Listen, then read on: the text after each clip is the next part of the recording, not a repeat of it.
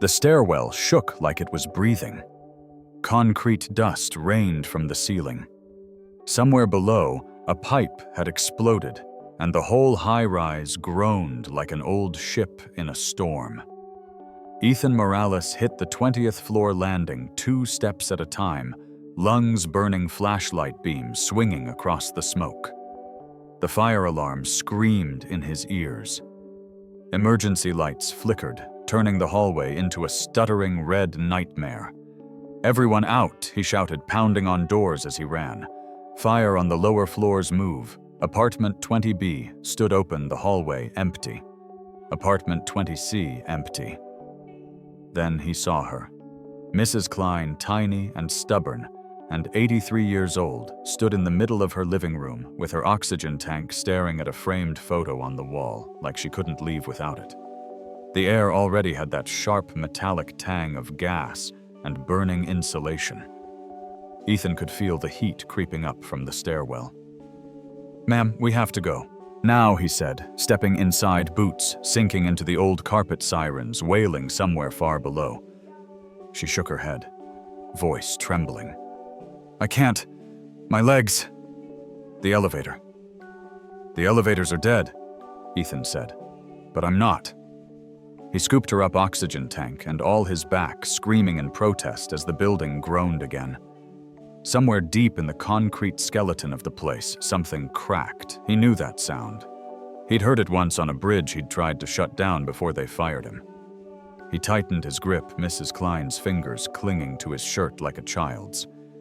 "Ethan," she whispered, recognizing him even through the smoke. "You can't carry both of us." "Yes, I can," he said, even though he wasn't sure. "I have to. Because if he didn't, this whole rotten building might become a tomb." And he knew exactly whose shortcuts had lit the fuse. "Before I go any further, tell me where you're listening from tonight.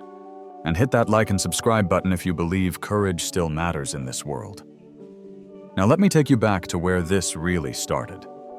Long before the sirens and the smoke, Ethan Morales was just the overnight maintenance guy in a tired high-rise on the west side of Milwaukee. 37 years old. Heavy-duty flashlight on his belt ring of keys that jingled when he walked, and a name tag that said Ethan. Maintenance. Like that was all he'd ever been. By midnight, most nights, the building went quiet. He'd mop the lobby, change flickering bulbs in buzzing hallway fixtures, jiggle old radiators awake when the heat quit on the coldest nights. Residents knew him as the man you called when your toilet backed up or your door wouldn't latch. They didn't know he used to sign off on structural reports for the city. They didn't know he once wore a hard hat with city engineer stamped on the side. They didn't know that 3 years earlier he'd tried to blow the whistle on a contractor cutting corners on a major overpass only to find himself reassigned, then let go. Then mysteriously unable to get so much as a call back from any engineering firm within 3 states. What they did know was that he was a single dad. Every morning at 7:30 like clockwork, his 8-year-old daughter Lily would barrel down the narrow steps of their small walk-up a few blocks away, braids flying backpack half-zipped, and launch herself into his arms before school. He slept in fits and starts on a sagging couch while she took the one bedroom. There were always bills on the counter and never quite enough money in the checking account. But there was a little corner of the living room where Lily had taped up her drawings. In every single one, Ethan had a tool belt and a bright yellow safety vest. In a few, she'd drawn him with a cape. "You're my fixer," she'd say, when he'd patch her broken toys with superglue and patience. "You fix everything." He didn't tell her that some things he couldn't fix, like the way people stopped returning his calls after he filed that last report, like the quiet humiliation of trading blueprints for mops. Still, he showed up every night. He oiled old doors so they wouldn't slam and scare the widows on 16. He shoveled the sidewalk before the sun came up so the night shift nurses who lived on 4 wouldn't slip on the ice. He did the kind of work most people never noticed unless it went wrong. and he tried not to think about the report he'd filed that nobody wanted to read. The night everything started to change. It was colder than usual for October. Wind clawed at the corners of the building. Around 1 a.m., Ethan was down in the boiler room checking pressure gauges when he heard voices echoing from the basement service corridor. Not residents, not his regular plumbers or electricians. He followed the sound and found 3 men in bright new jackets around the gas line, one of them laughing as he held a clipboard out to Mr. Patterson, the frail, retired machinist who technically owned the building but hadn't climbed the stairs in years. "Just sign here?" the man with the clipboard was saying, pen poised over a dense block of text. "We'll get you a rush repair, no need to bother the city inspectors. That just slows everything down." Ethan froze in the doorway, eyes drifting to the open junction on the gas line, the cheap connectors they were about to bolt on the missing shutoff tags that should have been there. He didn't know who these guys were, but he knew this. Somebody was about to cheat this old building. And if they did, it wouldn't just be numbers on a page that failed. It would be people. Smoke still clung to Ethan's clothes by the time the fire trucks cleared out, and the residents were shepherded back inside. Mrs. Klein had been taken to the hospital for observation. He'd carried her down 19 flights before the firefighters reached them, legs trembling the whole way. By sunrise, he was back at the maintenance desk in the basement. No applause, no interview with the building owner, no thank you committee. Just the steady drip of a pipe that always leaked behind the vending machines, and a stack of work orders slid under his office door sometime around dawn. He hadn't even had time to call Lily's school and tell her he was okay. By 9 a.m., the building manager arrived. Her name was Karen Dorsey, thin, sharp, and permanently annoyed, like the world was a stain she couldn't scrub out. She stomped into the maintenance office with a binder tucked under her arm. "Ethan," she said, "we need to talk now." She didn't ask about the fire, didn't ask if Mrs. Klein had made it to the ER, didn't even look at the smolder marks on his jacket. "What happened last night?" she demanded. "The fire marshal told me one of our employees interfered with emergency protocols." Ethan blinked, exhausted. Interfered, Mrs. Klein couldn't walk. "I got her out." "That's not your job," Karen snapped. "You're maintenance, not emergency services. If you'd dropped her, if she'd died in your arms on the stairwell, that's liability." He stared at her, stunned. "I'm telling you this as a warning," she continued. "Don't insert yourself into things outside your job description again. I can't have you making decisions that put this building at risk." He almost laughed at the irony. The same building that was full of cut-rate gas fittings and brittle old pipes things he'd tried to flag a dozen times. Instead, he nodded. Understood. But inside he felt something coil tighter. Later that afternoon, as he was re-insulating a heating valve in the basement corridor, 2 men in neon vests stepped into the light, clipboards in hand. The same men he'd seen hovering around Mr. Patterson and the gas line the night before. Except now they were in different jackets, with a company name he didn't recognize, West Star Maintenance Solutions. They carried themselves like men who expected doors to open. "You?" Morales one asked. "Yeah. We've been contracted to handle higher-risk repairs around the building now," the man said, smirking. "You stick to changing bulbs and sweeping stairwells. Leave the technical stuff to the pros." Ethan wiped sweat from his forehead with the back of his glove. "This is my building. I've been maintaining these systems for 2 years. The tall one snorted. "Not anymore. Management wants efficiency. We're efficiency." Then he slapped a red sticker onto the metal cabinet beside him. "Out of area not authorized." A little territorial claim bright enough to sting. "We'll take it from here," the man added, already brushing past him toward the main junction.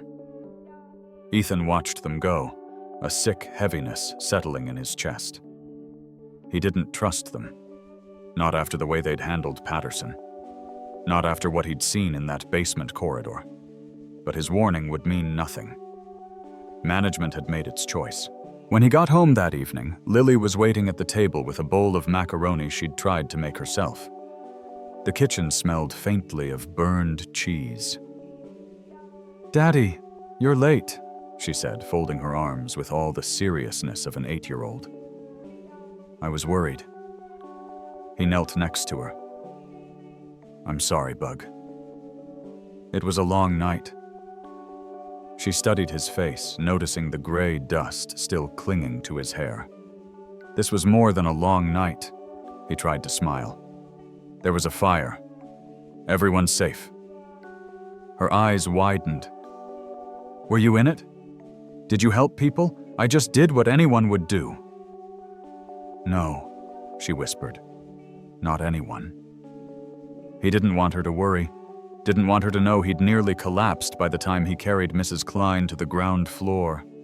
That his knees had buckled when he set her on the gurney. That he'd spent 30 minutes afterward coughing in a corner trying to catch his breath, the smoke thick in his throat. But kids always knew more than you wanted them to. At bedtime, she handed him a new drawing she'd made in class, him standing in front of a tall building with smoke curling out of the windows. His stick-figure arms were enormous, drawn like he could lift the world. "You're strong," she said, tapping the picture. "Even when people say you're not." He hugged her throat tight. "I hope you always believe that." "I will," she whispered. Then, "But I saw your manager today. She came to school. She talked to Principal Jimenez. She said she needed to update your emergency contact information." Ethan froze. Karen hadn't mentioned that. Did she say why he asked? "She said your job is unstable." Lily's voice cracked on the last word. "Am I going to lose my home again?" Ethan closed his eyes. After the whistleblower mess, they'd lost their last apartment. They'd slept in lodging houses on friends' couches in a motel for 3 days when money ran dry. "I won't let that happen," he said, brushing her hair back. But he didn't have the certainty he wished he did. 2 days later, Karen cornered him in the lobby as he was repairing the mailroom heater. Her heels clicked sharply across the tiles. "Morales, we need to review your conduct from the fire. I've already explained what happened, and now the insurance department wants a written statement." She shoved a form toward him. "Fill this out and sign it.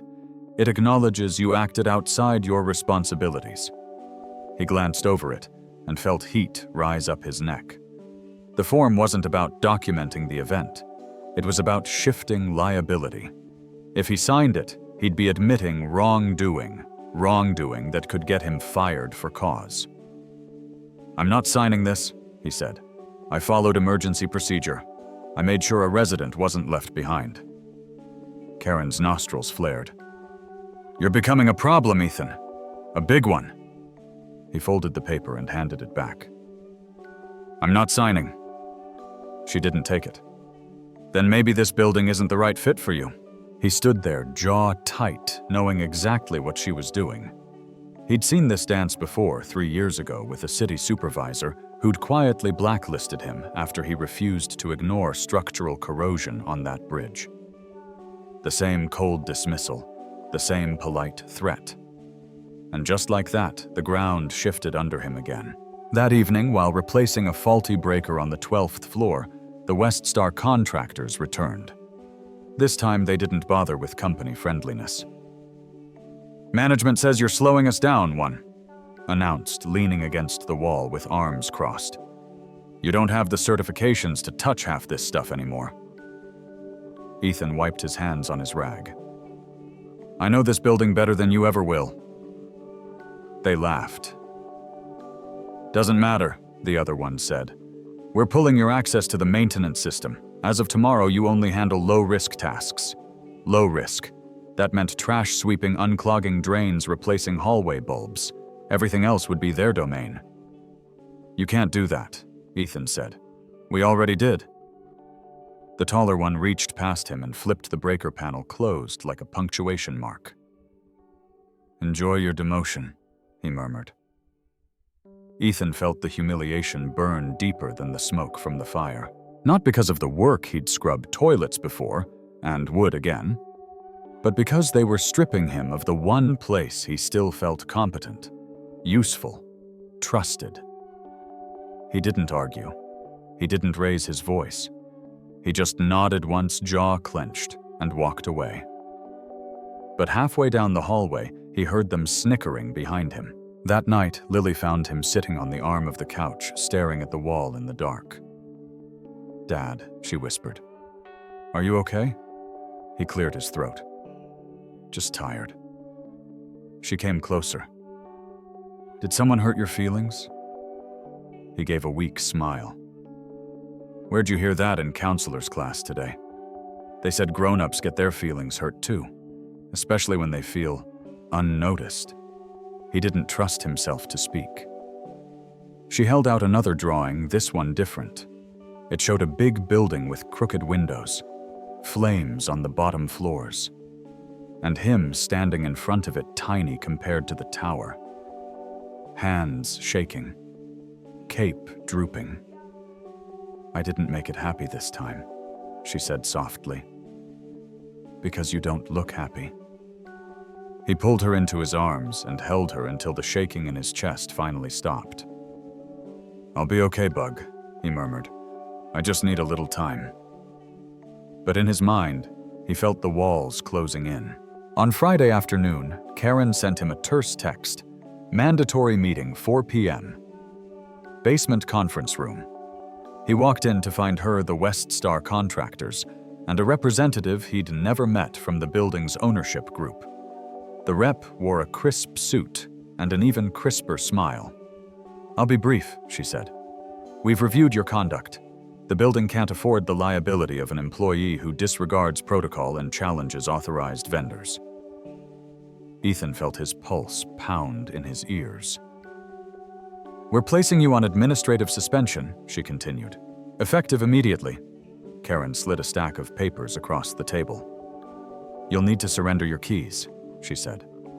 He stood there numb, as if someone had poured ice water into his bones. And she added like an afterthought, "Your daughter's emergency contact will be updated accordingly in case the school calls." That's when something in him cracked. Not loudly, not dramatically, just a quiet internal break like a beam bending under too much weight. He set his keys on the table, turned to leave. But as he reached the door, he heard the contractors laugh behind him. "That guy. He'll be gone a week. Nobody will remember him." He closed his eyes, and for the first time in years, he felt something sharp and hot claw up inside him, something dangerously close to anger. Because they were wrong. About him.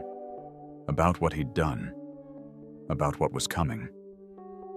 He didn't know how, or when, but something was going to break wide open, and soon.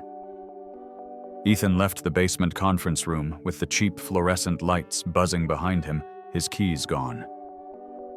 His badge shut off his future, sliced clean in half. The autumn wind outside slapped against his face, cold and raw. He didn't feel it. Not really. Everything inside him was louder than the weather. He walked home in a kind of stunned fog, passing the same cracked sidewalks he'd walked 1,000 times. But tonight, they looked foreign, like he was already a ghost moving through a neighborhood he no longer belonged to. He kept picturing Lily sleeping in her little bed, her crayons scattered across the nightstand, believing her father could fix anything. Some fixer he was.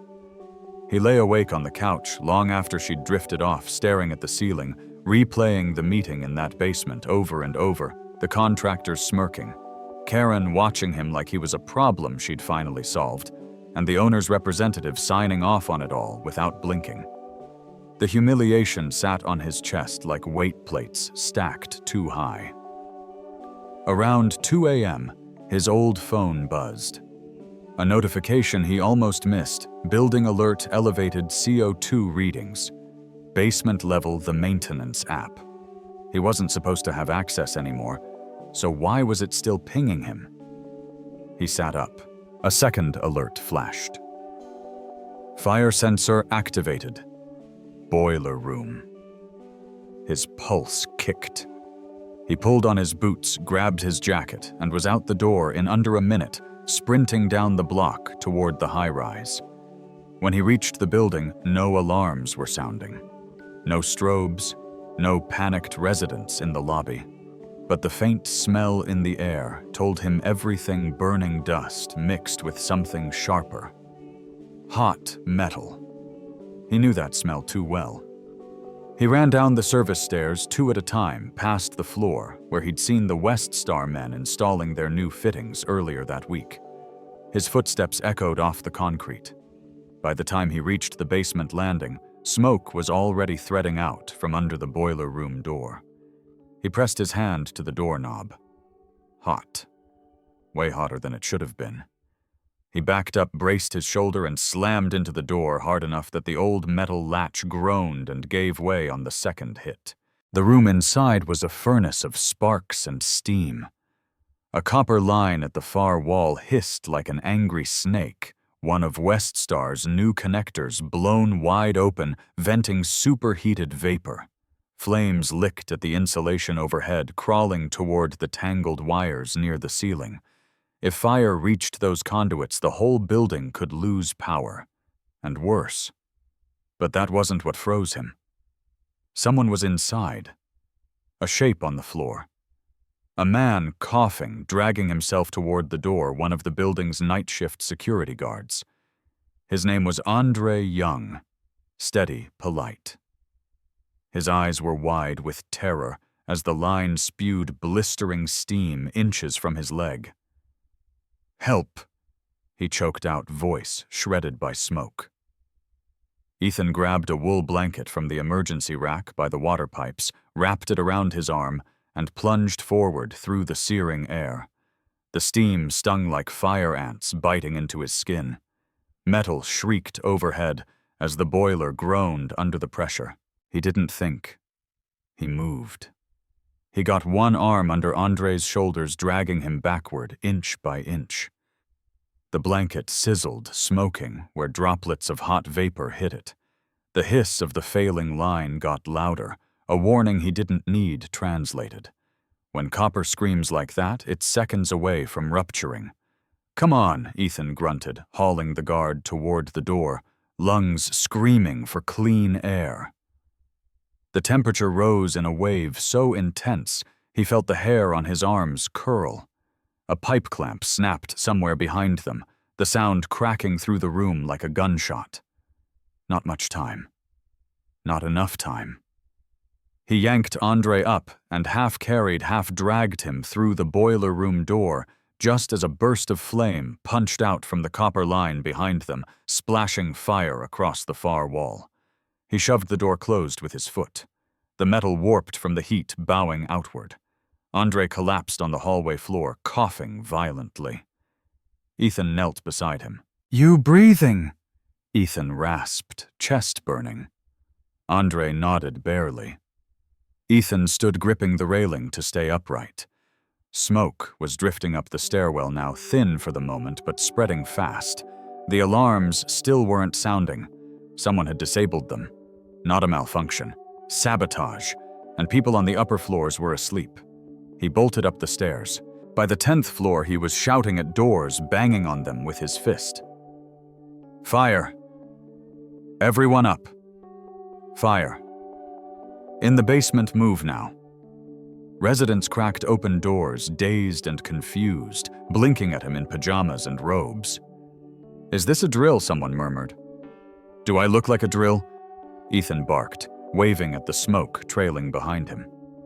He herded them toward the stairwell, guiding seniors, parents with toddlers, a woman with her cat stuffed into a laundry backpack. Panic spread fast now, murmurs adding up to shouts, people clutching children, someone crying loudly in the back of the stairwell. He kept moving upward. 12th floor, 15th, 17th. Each level he pounded on doors until his knuckles bled. He had no authority to do any of this. He was suspended, officially cut loose. But that didn't matter. He could see Lily's face every time he closed his eyes, her tiny hands gripping his shirt. Her voice whispering, "You fix everything." He wasn't going to let this building become a coffin for 100 families. Not because management ignored warnings. Not because contractors cut corners. Not because some suit in a boardroom wanted to save a few dollars. He wouldn't let the world swallow these people the way it swallowed him 3 years ago. Not tonight. Not again. Near the 22nd floor, he hit a wall, literally. Smoke poured from a cracked doorframe, thick and dark. Someone must have left their door open during the evacuation. Inside, a mother screamed. Ethan didn't hesitate. He pulled off his jacket, tied it around his mouth, and plunged inside. The air was hotter here, thicker, swirling with ash. Through the haze, he could just make out a woman bent over a crib, coughing hard enough to collapse. He lifted her first. She was light, shaking, barely conscious, and dragged her to the hallway. Then he turned back for the baby. The crib was wedged against a dresser. Flames licked the curtains. He scooped the baby up just as the window above exploded inward from heat shock glass raining down in a glittering wave. He shielded the infant with his arms and backed out, stepping over embers and broken toys until the cooler air of the hallway hit his face. The woman sobbed as he handed the baby to her. "Get upstairs," he said, voice hoarse. "Go, now." His legs trembled. His head throbbed. He hadn't had a full breath of clean air in minutes, but he kept moving upward, ushering residents to the roof access door. Someone grabbed his arm. "Ethan, what are you doing?" It was Officer Ramirez, one of the building's part-time security officers. He'd reached the roof with a handful of residents. "There's a fire in the basement," Ethan said, barely able to speak. "Boiler room line blue. Alarms are dead." Ramirez's eyes widened. "Dead? That's impossible unless—" "Yeah," Ethan gasped. "Unless someone killed them." Ramirez looked back at the roof, where about 30 residents huddled together under the night sky, some crying, some holding their kids. One elderly man leaning heavily on the stairwell wall. "More inside," Ethan said. "I need to get them." Ramirez put out a hand. "You're burned. You're barely on your feet. You go back down there and you won't make it back." Ethan steadied himself against the wall. "I've been here before," he said. "A place falling apart while the people in charge look the other way. I didn't fight hard enough then. I'm not making that mistake twice." Ramirez stared at him, stunned. "Let me help," he said. Together they charged back down the stairwell. By the time they reached the 15th floor again, the lights flickered. Smoke thickened, pushing upward with every groan of the failing boilers. Somewhere below, alarms finally stuttered to life, half-dead sputtering, but loud enough that windows rattled. They reached apartment 15E and found an elderly man slumped against the door, struggling to breathe. Ethan hoisted him up with a grunt, while Ramirez cleared debris from the hallway with his boot. They hauled him upward, one step at a time. It felt endless. On 16, a teenage girl was trying to carry her little brother, tears cutting streaks through the soot on her face. Ramirez picked up the boy, while Ethan steadied the girl, guiding her toward the roof. Up they climbed. 17, 18, 19. People shouted when they reached the rooftop again, voices calling out names, crying in relief as loved ones emerged from the smoky stairwell. On the 20th step of the last flight, Ethan nearly collapsed. His vision blurred. His lungs felt like they were filled with gravel. Ramirez grabbed his arm, pushing him forward the last few steps. When they emerged into the cool night air, Ethan dropped to one knee, sucking in wind like a drowning man breaking the surface. He'd gotten them out. All of them. Dozens. Families. Seniors. Children. He looked up. Karen stood near the roof's edge, arms wrapped tightly around herself. Her face drained of color as she watched the residents gathered there. She wasn't alone. Next to her stood the owner's representative, the same woman who'd suspended him that morning. Her clipboard hung limp at her side, forgotten. She stared at Ethan like she was seeing him for the first time. "Morales," she whispered. But Ethan wasn't looking at them. He was looking at Lily. Someone had brought her to the roof, maybe a neighbor, maybe a friend. She broke free from the cluster of residents and ran across the gravel toward him. "C'était," she cried, throwing her arms around his neck. His breath hitched. The pain, the smoke, the exhaustion all faded under the warmth of her tiny hands cupping his soot-streaked cheeks. "You came back," she whispered. "I had to," he said, voice cracking. "You were here."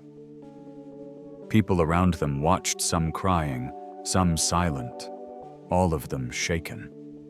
And every single one of them now knew the truth.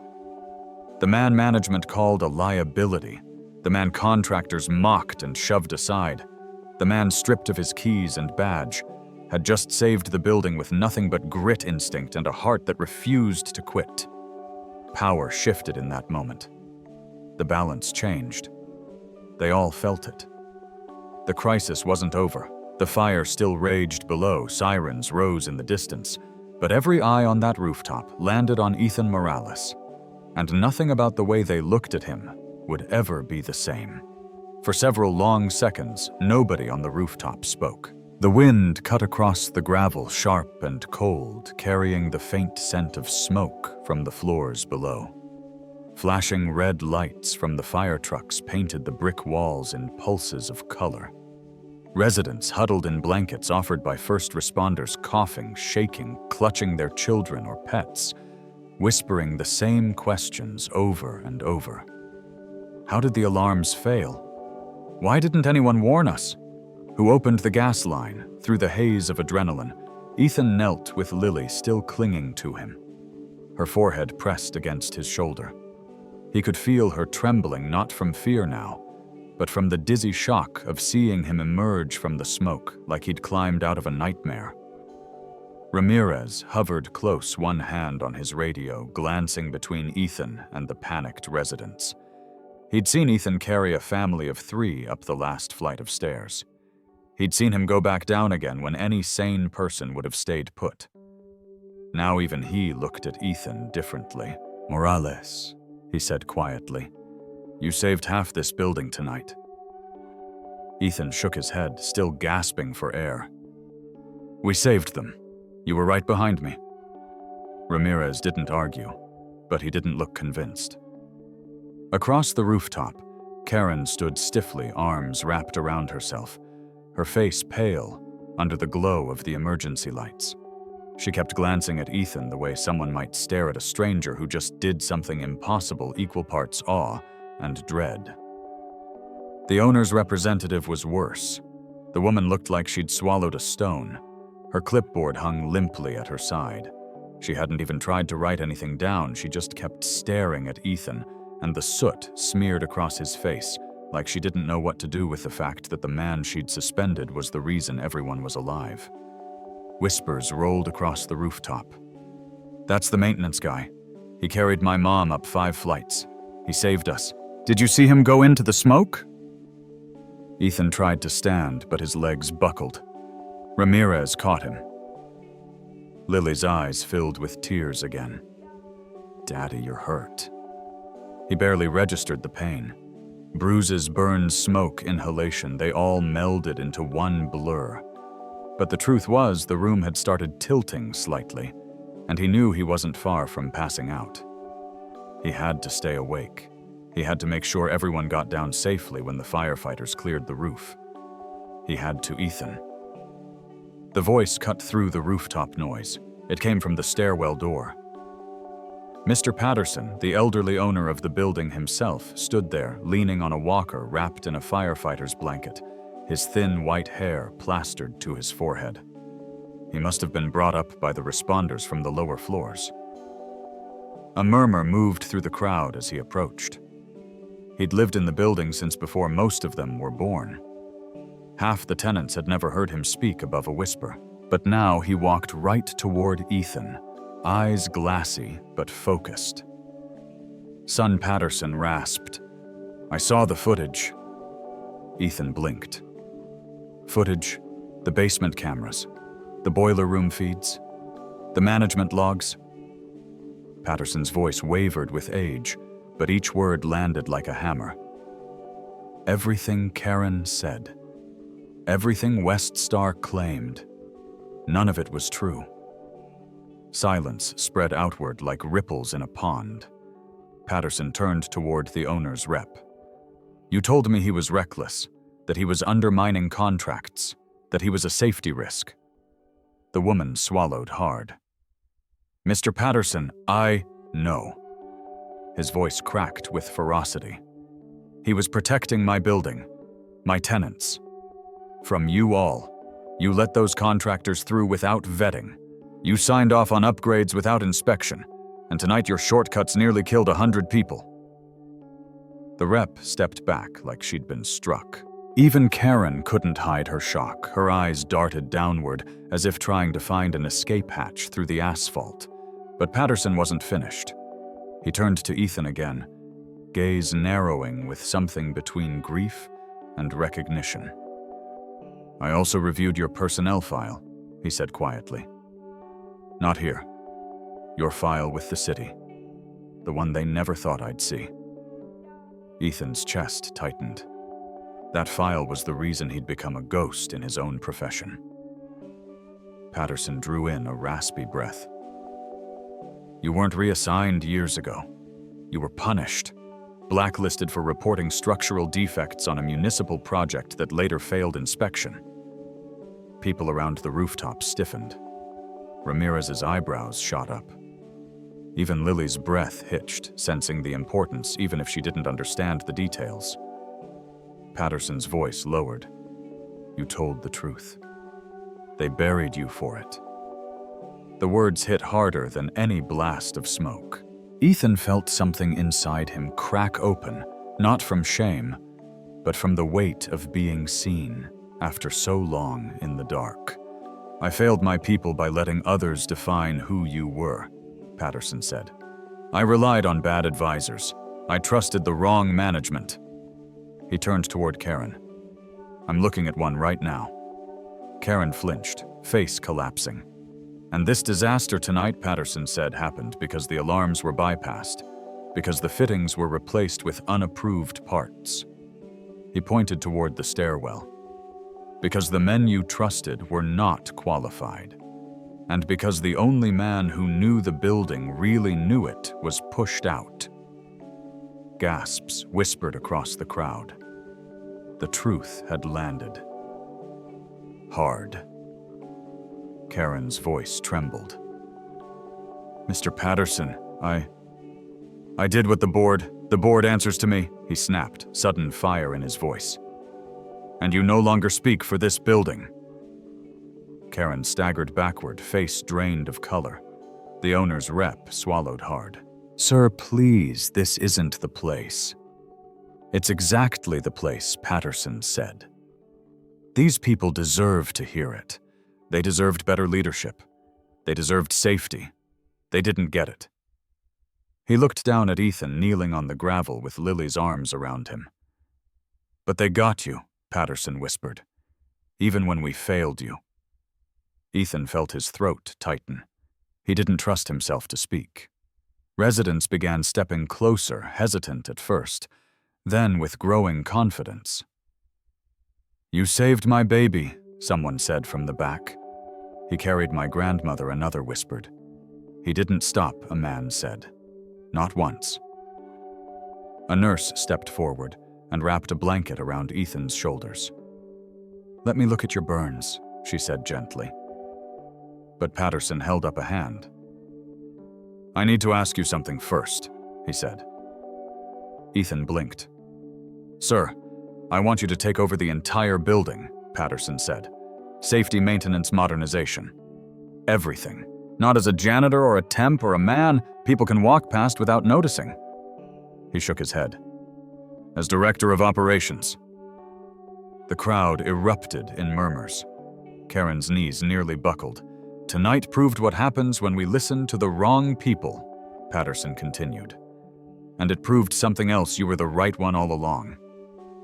Ethan shook his head, stunned.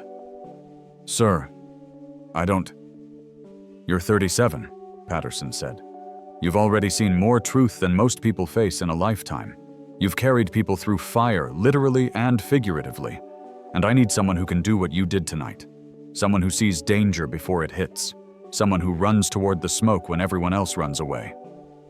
Ethan swallowed throat tight. I don't know if I'm the man you think I am.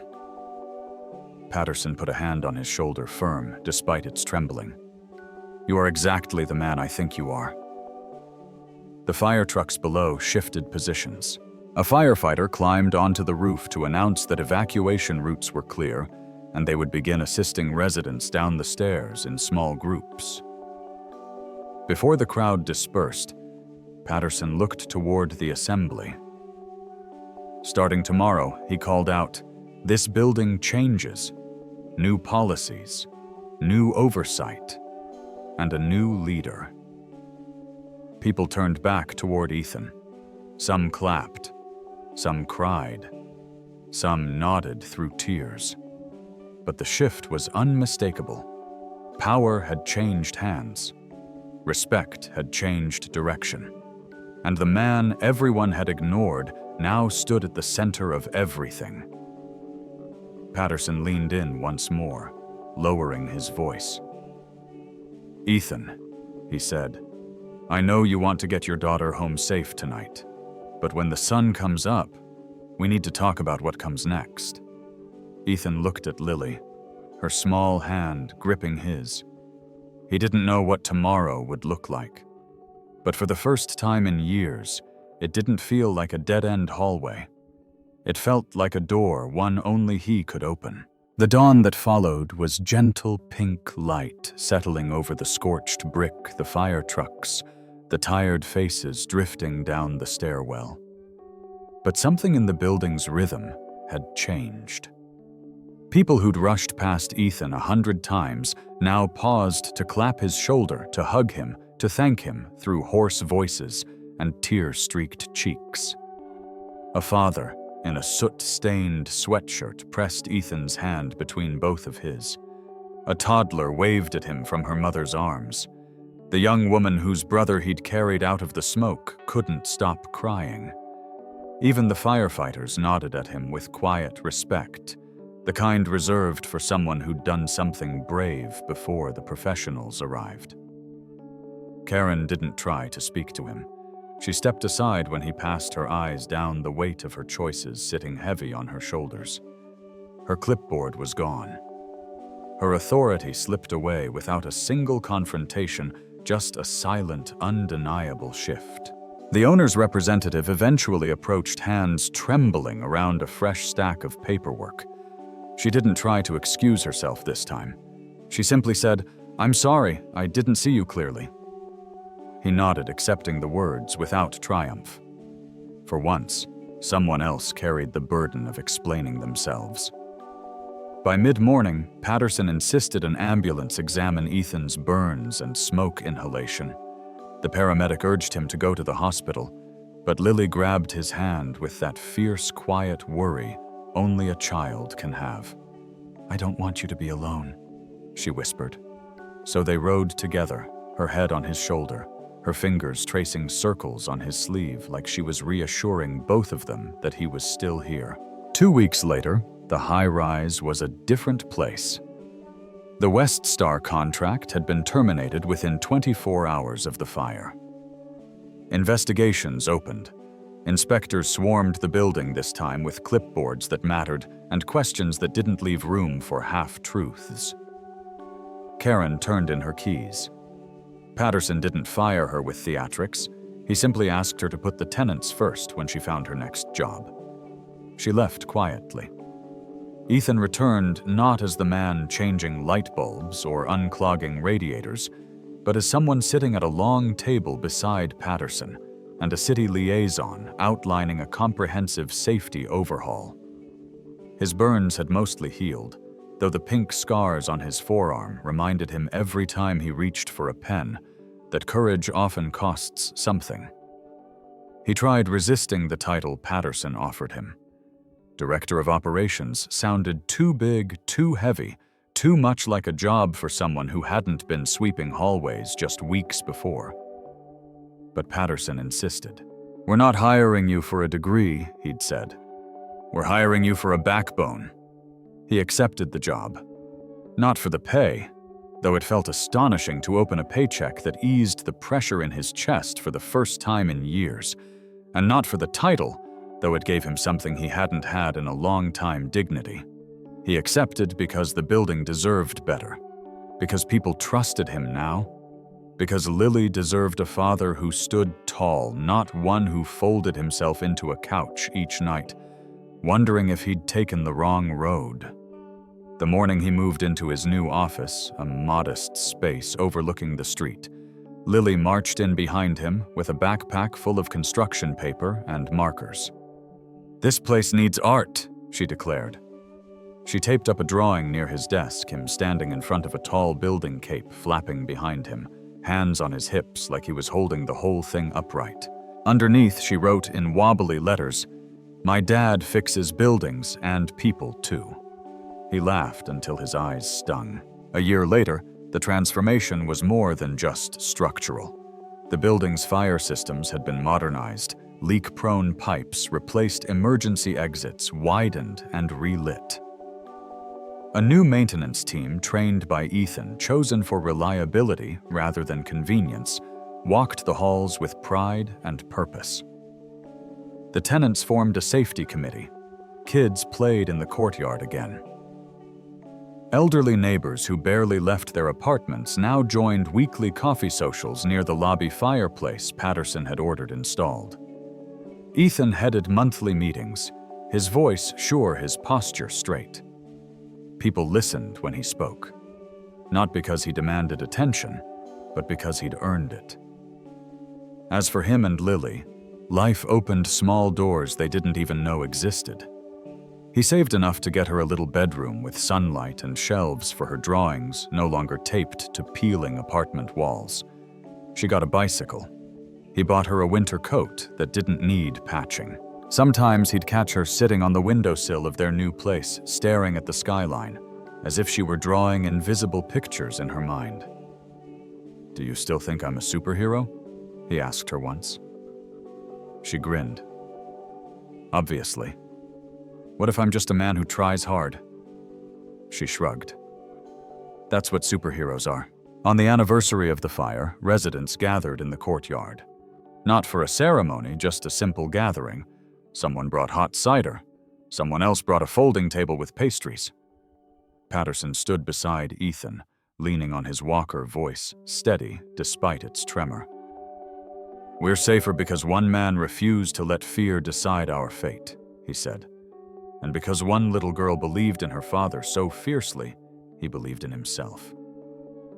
Lily squeezed Ethan's hand hard enough that he had to blink away the sting behind his eyes. As the sun sank low, casting the building in warm gold, Ethan looked up at the windows. He now felt responsible for every light, every family, every life inside. He remembered the night he'd stumbled home after being suspended, certain he had failed everything and everyone who depended on him. But sometimes the moments that break you are the same moments that rebuild you, one truth at a time. And sometimes the world does notice the people who run toward danger instead of away from it. It just takes the right moment for the truth to shine through the smoke. In the end, Ethan didn't become a hero because he wanted to. He became one because he couldn't walk past someone who needed help. Because courage isn't loud, it isn't flashy. Most days it's quiet.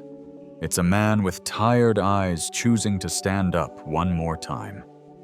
And as any old building knows, sometimes all it takes to keep everything standing is one person who refuses to let it fall.